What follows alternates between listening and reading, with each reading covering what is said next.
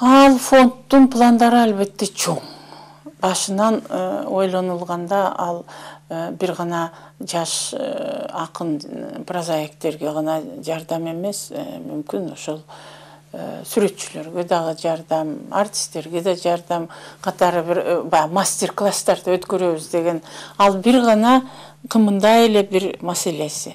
Албетте Ысык көлдө жанагы пансионатты эгер немесине келтирсе, өзүнүн ошо пансионатты бир оңдоп түзөп реконструкциялап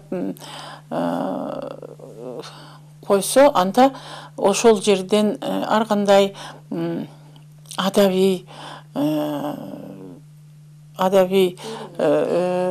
конференцияларды, иримдерди, кинофестивальдарды, кандайдыр бир чоң форумдарды, искусствого, маданиятка тиешелүү болгон чоң маселелерди ошол жерден чечип, ошол жерден жыйынтыгын чыгарып деген ой болгон да. Анан ал азырынча ишке ашкан жок. Аны ишке ашырыш үчүн көп каражат керек.